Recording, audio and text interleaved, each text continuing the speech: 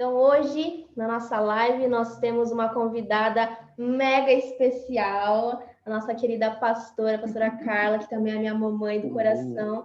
Ela vai estar trazendo hoje uma palavra especial do coração de Deus para o coração de cada um de vocês. Então, se conectem, prestem muita atenção e deixem Deus falar ao coração de vocês. Mãe, a palavra está com você. Ok. Estou muito feliz de estar aqui com vocês, diante de um isolamento social, né? Não podemos estar juntos, nem abraçar. Eu não sei se tem alguém aí pertinho de você, mas ó, que delícia! Eu tenho alguém aqui, ó. Ai, coisa boa! Quem sabe você pode dar um abraço em você mesmo. Glória a Deus, né? Daqui a um tempo a gente vai poder estar mais juntinho e ter esse carinho, esse amor um pelo outro, que é tão bom, né? Que saudade. Mas eu quero compartilhar com vocês, jovens, uma palavra do Senhor tremenda, poderosa. Eu pensei nos livros em que vocês estão lendo a respeito dos profetas de Deus, os grandes profetas do Senhor. Vocês já passaram aí por Isaías e por Daniel. Foram homens que Deus levantou num tempo para falar ao coração do povo. O povo pecou no tempo de Isaías, no tempo de Daniel. E o pecado, ele tem consequências na nossa vida. O que é pecado? Pecado é a minha desobediência. Quando eu desobedeço a Deus. Existem muitos conceitos. Eu acho que isso é pecado. Isso não é pecado. Mas não é o que eu acho. É o que a palavra de Deus diz.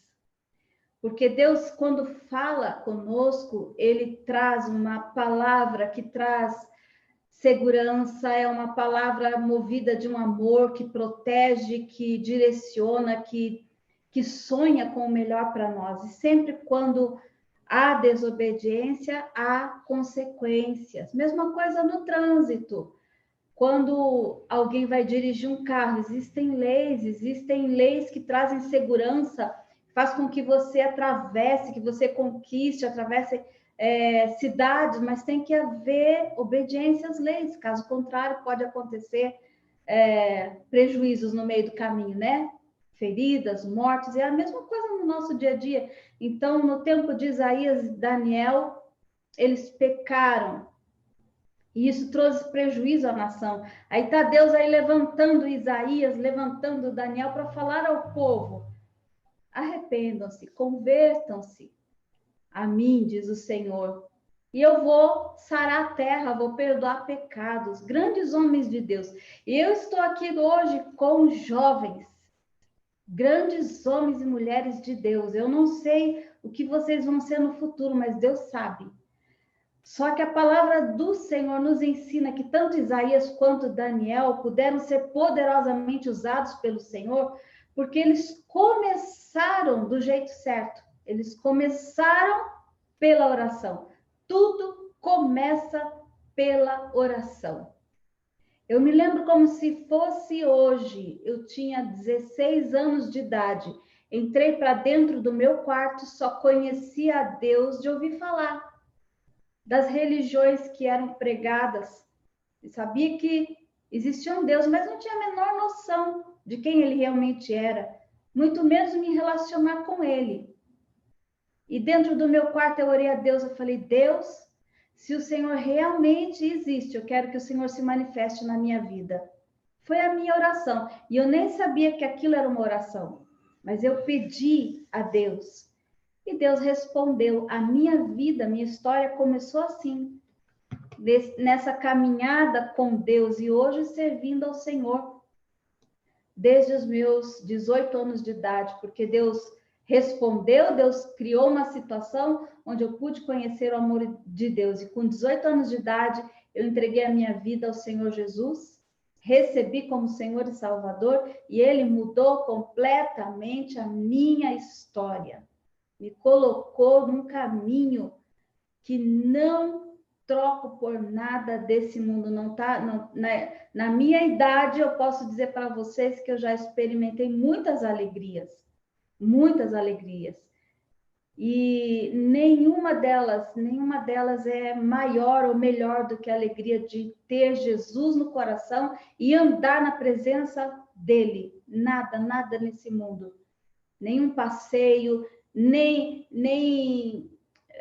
a gente sonha em conhecer alguém, se casar. Eu conheci alguém muito especial, que é o meu esposo até o dia de hoje, maravilhoso, o melhor de Deus, que Deus tinha para... O melhor de Deus eu recebi do Senhor, que é o meu esposo, aquele momento tão gostoso de se apaixonar, de se casar, de sonhar, gerar filhos, é maravilhoso. São experiências maravilhosas, mas Jesus é a melhor de todas. Então, tudo pode começar na sua vida, jovem, através da sua vida de oração. E o que é oração? É buscar a Deus, falar com Deus. E existem muitas pessoas, inclusive nós, que gastamos tempo com Deus, em oração. Eu sei que talvez alguns de vocês já têm uma prática, já há algum tempo de oração e oram por 2, 3, 4, 5, 6 horas na presença de Deus. Poderosos na oração. Mas pode ser que você esteja gastando bastante tempo em oração e não tendo resultado, não tendo resposta. Então, qual é a oração que Deus responde?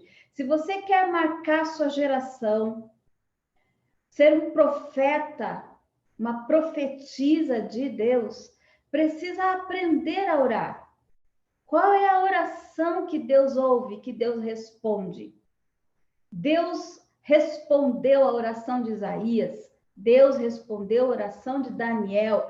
Deus vai responder a tua oração, como respondeu a minha, como talvez já respondeu muitas das tuas orações.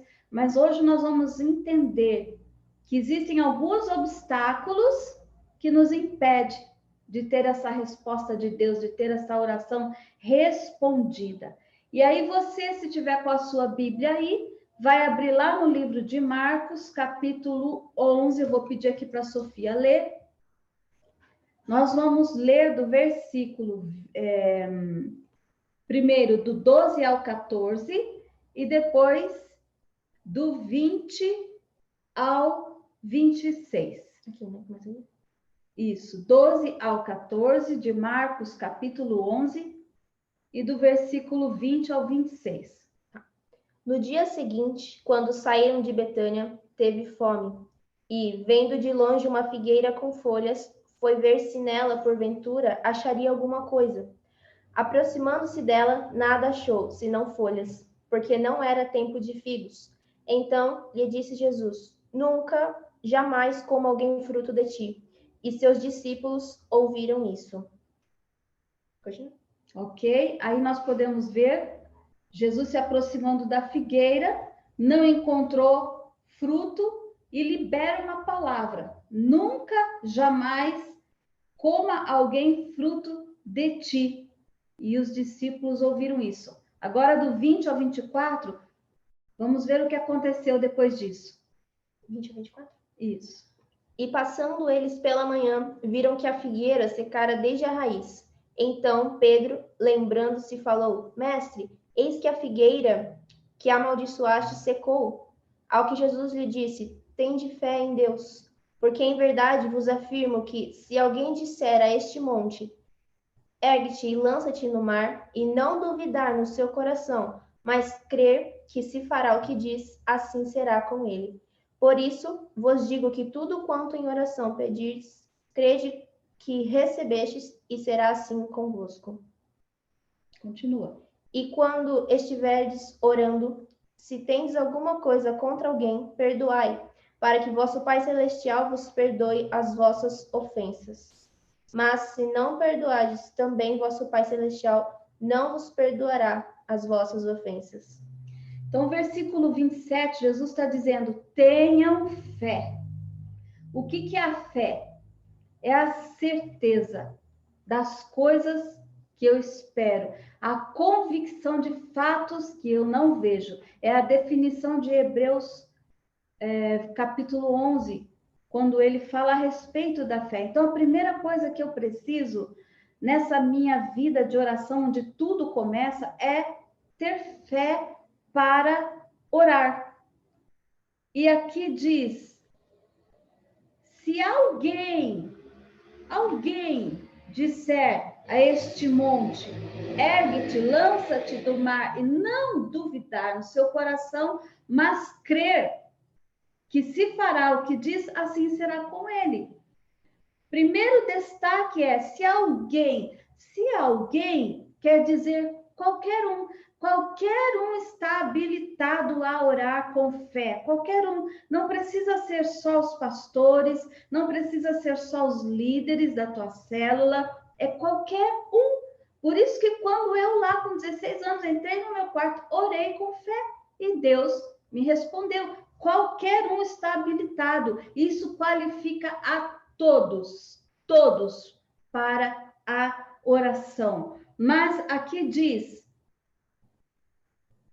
se pedirdes, crendo que... Essa tradução aqui é terrível, né? Então, eu vou tentar parafrasear. Se você pedir, crendo, você recebe. Assim vai acontecer com você. Então, um obstáculo para essa oração, onde Deus responde, é a dúvida. A dúvida não pode estar no coração daquele que busca Deus. Então, é a primeira coisa. Você pega um papel e anota obstáculos para a oração respondida. Primeiro obstáculo, dúvida. Um dia eu vou chamar você para pregar, para você falar sobre os obstáculos da oração. Você vai ter uma folhinha dentro da sua Bíblia e vai tirar de letra, vai pregar essa palavra e ajudar outros a romperem na vida de oração. Então, coloca aí, primeiro obstáculo, a dúvida. Então, se você não está crendo quando você vai na presença de Deus, então não ore. Não vá orar. Se você não tem essa certeza de que Deus vai responder a sua oração. Não podemos nos aproximar da presença de Deus com o coração cheio de dúvida. Não adianta. Por quê? Porque a dúvida ela vai te desconectar do sobrenatural. Tiago, capítulo 1, versículos 5 a 8, você anota aí para a sua pregação, tá? Peça, porém, com fé, sem duvidar, porque aquele que duvida é semelhante à onda do mar, levada e agitada pelo vento. Não pense que tal pessoa receberá coisa alguma do Senhor. Então, em primeiro lugar, você não pode entrar já duvidando. Eu vou pedir, mas eu não sei se Deus vai fazer, se Deus vai responder. É lógico que Deus ele é soberano, ele vai responder como ele quer, na hora que ele quer. Mas Deus ouve e responde. Jesus falou, pedi. Todo que pede, recebe. Orai. Então, se Jesus falou para a gente orar, porque nós vamos receber, nós precisamos entender por que muitas vezes nós pedimos e não recebemos. Se Jesus falou, pede porque você vai receber. E um dos obstáculos é essa dúvida. Nós somos levados por várias circunstâncias, situações, qualquer coisa que acontece aí, uma situaçãozinha difícil, alguém fala alguma coisa perto de você. Não, você permanece com essa certeza no seu coração. Se você pedir com fé, receberá. Quem duvida não toca os recursos de Deus, os recursos sobrenaturais do Senhor. Lembram-se de Pedro? Essa história de Pedro está lá em Mateus 14, versículo 30, 31. Pedro andando sobre as águas. Vem Jesus, aqui ó, Mateus 14, 30. Fala para Pedro, os discípulos estão lá no barquinho, em alto mar, e Pedro avista Jesus de longe, assustam porque ele está vindo sobre as ondas. E eles falam, não, o que é aquilo? Pensaram que era um fantasma? E Jesus fala, calma, sou eu que tô aqui. E Pedro fala, se é o Senhor mesmo, manda que eu vá andando sobre as águas para me encontrar com o Senhor. E Jesus fala, vem. E Pedro embarca, né? Sai do barco, vai andando sobre as águas. De repente, ele começa a olhar em volta dele, vê as ondas agitadas e a Bíblia conta que ele começa a afundar. Ele começa a afundar. Por quê? Por que Pedro começa a afundar? Quando ele começa a olhar para as ondas. O versículo 30 a 31 nos conta. Pode ler. Reparando, porém, na força do vento, teve medo e, começando a submergir, gritou: Salva-me, Senhor! E prontamente Jesus, estendendo a mão, tomou ele disse: Homem de pequena fé, por que duvidaste? Por que duvidaste? Então, o que fez com que Pedro se desconectasse do sobrenatural? Dúvida. A dúvida no coração é um obstáculo para que a gente tenha uma oração que Deus responde. Você precisa crer que o que você está orando já está acontecendo. Muitas vezes eu cheguei diante de Deus e eu orei, eu falei, Senhor, te peço em nome de Jesus, porque a palavra de Deus ensina a gente assim, tudo que você pedir, peça em nome dele, peça ao Pai em nome de Jesus. Pai, em nome de Jesus, eu te peço, Senhor, que hoje o Senhor faça tal coisa por mim. E Deus responde, Senhor, preciso que o Senhor fale no meu coração hoje sobre esse assunto. E Deus movia circunstâncias e fazia aquela resposta chegar praticamente no mesmo dia, no dia seguinte, mas eu orava a Deus com convicção. Hoje eu oro a Deus assim, sabendo que eu vou responder, eu vou orar, e aí eu fico atenta, prestando atenção, qual que é a hora que Deus vai responder. De alguma maneira Deus vai falar comigo. Então isso é uma expectativa da resposta, é uma certeza de que Deus vai me responder. Então eu tenho que prestar atenção, porque Deus vai responder. Eu fico atenta. E lá no meu coração, eu sei que é Deus falando. A gente sente, porque vem algo muito específico. Às vezes você não fala nada para ninguém, porque Deus ouviu a sua oração. Então vá sempre com essa certeza no que Deus vai responder. Hebreus 11:6, anota aí também, profeta de Deus. Diz assim: porque é necessário que aquele que se aproxima de Deus creia que ele existe e é galardoador dos que o buscam. O que é galardoador? É o presenteador. Galardão é presente de Deus. Que Deus dá porque ama, porque tem prazer em abençoar, em socorrer, em responder. E Deus te chama, vai dobrar o teu joelho e buscar a presença de Deus, porque Deus ouve, Deus responde. Mas já vai com essa certeza de fé no seu coração, de que Deus vai te responder. Então, se você não crê, não ore. A oração só funciona em corações que acreditam. Mateus 7:8 diz assim: todo que pede, recebe, o que busca, encontra, quem bate, se lhe abrirá a porta. Então, se as pessoas de fé, você jovem, olha, eu tinha 16 anos, se você lê na palavra de Deus a respeito de Samuel, a respeito de alguns personagens bíblicos, reis, que foram chamados muito jovenzinhos, Deus falou com eles, Deus chamou, é aquela coisa no coração, tem algo aí dentro do coração que está queimando, tem algo aqui dentro que te atrai para as coisas de Deus, isso é Deus falando, é Deus chamando. Então, as pessoas de fé, elas se qualificam para ver a glória de Deus. Se você é um jovem de fé, você está qualificado para ver a glória de Deus. Você vai ver, aqueles que creem, eles veem a glória de Deus, vê a resposta de Deus na sua vida. Volta lá para o nosso texto principal, que é de Marcos, capítulo 11, no versículo 25, diz assim: que é um outro obstáculo. Você pode colocar aí já. Segundo obstáculo. Qual é o primeiro obstáculo? Dúvida. Segundo obstáculo, você vai conhecer agora do versículo 25, que a Sofia vai ler aqui repetindo. E quando estiveres orando, se tendes alguma coisa contra alguém, perdoai, para que vosso Pai Celestial vos perdoe as vossas ofensas. Se você tiver alguma coisa contra alguém, perdoe, para que também o vosso Pai Celestial perdoe os seus pecados. Se nós não perdoamos, o versículo 26 está dizendo, o Pai também não perdoará. É uma oração que o mundo inteiro conhece, a oração do Pai Nosso. Perdoa as nossas dívidas, assim como nós temos perdoado aquele que nos tem ofendido. Então, quando eu não perdoo, então eu também não recebo perdão. É o que a palavra de Deus ensina. Porque eu recebo misericórdia, eu recebo graça, mas eu não quero oferecer isso para os outros.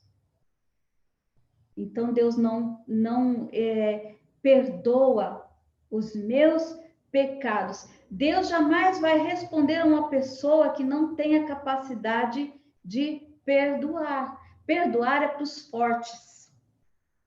Sabiam disso? Às vezes a gente não quer perdoar como uma forma de punir os outros. Mas quem não perdoa é que sofre. Então, perdoar é liberar graça, é oferecer algo para o outro que o outro não merece. Mas você aprende a amar como Deus ama. Deus ama assim, Deus ama o pecador mesmo, somos nós, é assim que Deus nos ama. Então, a gente aprende com o Pai a perdoar aquele que nos ofendeu mesmo, ele ofendeu, ele feriu, ele machucou, mas você libera o seu favor que o outro não merece no seu coração, você libera, você perdoa essa pessoa, porque você não pode se achegar diante de Deus com o coração cheio de tristeza, de amargura, de falta de perdão. Então, o segundo obstáculo para que a sua oração não seja respondida se chama falta de perdão. Isso é um obstáculo. Anote um texto aí, depois você vai ler sozinho na sua casa, Isaías 58, do versículo 1 ao 5. Esse texto está falando sobre o perdão. Vocês jejuam, vocês oram, mas estão com o coração cheio de brigas, de inveja, de maldades. E a palavra do Senhor vai nos ensinando que com o coração assim é complicado chegar diante de Deus. Romanos 12, 18, 19 diz assim: no que depender de você, tenha paz com todos. Ai, pastora, mas e se eu tudo bem, eu vou perdoar as pessoas que me ofenderam. E se eu machuquei alguém, eu vou pedir perdão. Mas e se essa pessoa não me perdoar? No que depender de você, tenha paz com os outros. Muitas vezes você machuca alguém e você vai lá e pede perdão e a pessoa não quer perdoar. Faça a sua parte. Peça perdão. Ok? Você precisa pedir perdão. Aí, se a outra pessoa não quiser perdoar, daí já é uma outra situação, um outro problema que ela vai precisar resolver com Deus. Mas o seu coração precisa estar liberado dessa ofensa, dessa mágoa, desse rancor, dessa falta de perdão. Por quê? Porque quando eu não perdoo, esse é um problema para a minha vida. Porque a falta de perdão, ela é uma porta aberta para a ação de Satanás. Olha só, a Bíblia fala em Efésios 4, 27 ao 29, não dê lugar ao diabo. Então, a falta de perdão é um lugarzinho que você dá para o diabo. O diabo vai te perturbar. Vai te perturbar, vai te angustiar. Qualquer situação em relação àquela pessoa que te machucou, qualquer situação que você vivenciar com ela, vai doer lá dentro. E isso vai ser um impedimento para você crescer espiritualmente. Então, não permita que a falta de perdão na sua vida te impeça de entrar no sobrenatural. de estar na comunhão com Deus, de desfrutar dessa presença de Deus. Não deixe que nada impeça essa comunhão com a presença de Deus. O poder desse texto de Marcos, capítulo 11, só pode ser desfrutado por quem tem o coração limpo. Tem que pensar sobre isso. O meu coração está livre, o meu coração está limpo. Quem subirá ao monte do Senhor, diz a palavra? Aquele que tem o coração puro, mãos limpas, coraçãozinho sem crítica, sem ofensa. Sabe quando alguém chateia a gente, seja lá na escola, seja um vizinho, seja no meio da família, a gente fica chateado. Você pode perceber, quando você está chateado com alguém, você vai falar mal dessa pessoa. Eu sempre ensino as minhas filhas assim, e é uma prática que eu tenho que ter na minha vida. Quando a gente está magoado com alguém, a gente fala, poxa, aquela pessoa, né? Não fale da pessoa pelas costas dela aquilo que você não tem coragem de falar na frente dela. Isso é falar mal. Você falaria isso na frente dela? Talvez não. Não é? Talvez você não falaria. Então, quando a gente está chateado, magoado, normalmente a gente reclama daquela pessoa. Tem algumas pessoas que são mais caladinhas, não falam, né?